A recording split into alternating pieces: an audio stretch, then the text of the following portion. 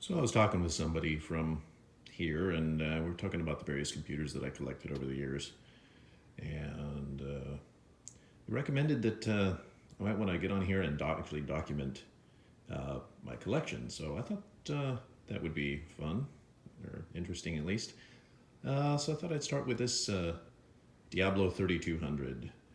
This machine is probably the crown jewel of my collection, and it's made by Shasta General Systems, and there's not a lot of information available on this machine. I know that it was manufactured starting in 1976. I think this machine is from 78, and it's 8080 powered. It's got the something of a proprietary S100 bus. This is actually a proprietary bus in here with an extension card cage back here. Things like the hard disk drive controller, and this is somewhat of a mystery. I have the hard drive that goes with this machine, and it's this big 40 meg belt driven thing that attaches to the side of the computer right here, and it's about the size of a filing cabinet. I'm still working on trying to get this machine working. The interface is a bit of a mystery. This 50-pin interface, it's not SCSI. It's, when you get into interfaces like IPI and SMD, and those are a total mystery to me. So I don't know what this thing is, if it's what Shasta's proprietary interface or something. So after I replaced a couple of tantalum capacitors in this thing, I actually got it to start up. There's a problem with the monitor, but the machine does an IPL. So to get it to start, you have to put it in stop. IPL. Should rock back and then run.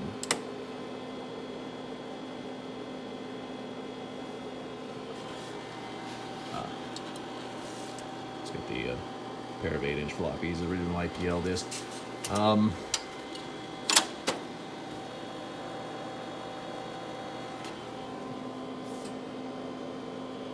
Yeah, I'm not sure if it got that. Let's try it again.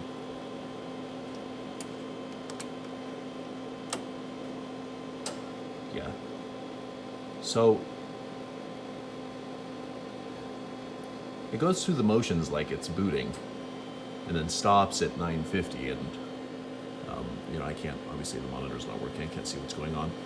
I was lucky enough to find that the Computer History Museum outside of Sunnyvale had a copy of the operator's manual for this computer, and the code 950 is not listed in the manual, so that's kind of irritating, but I'd like to work some more on this computer and kind of get it working. So it's all complete. The story behind it is I found it at a local business. The business was Sacramento Vintage Ford, and they provide reproduction Model A and Ford automotive restoration parts. And they were cleaning out their warehouse. They're actually downsizing to a smaller place, and I went out there and looked at the huge ocean of wrapped up pallets they had and the stuff they were trying to get rid of.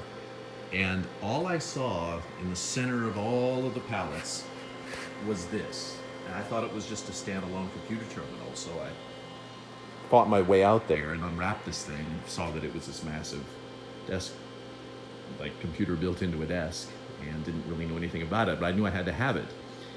And so I made a deal for it. It was pretty much going to the scrapyard. It was on its way. So, yeah, I drag it home and pretty much saved it. But it came with the original printer and the hard disk drive, like I said. The printer's over there in the corner. You can see it next to the air compressor, the Diablo printer. And yeah, that's that. Apparently, they had it tracking their warehouse inventory system from 1978 all the way to 1994 when they replaced it with an IBM AS400. And they were using these old Weiss 100 terminals. Let's see if I can, throughout the warehouse, connected to this. So, yeah, if anybody knows anything about this, I'm going to work on the monitor, but or a practical use for this thing, I'd definitely love to hear to have your input.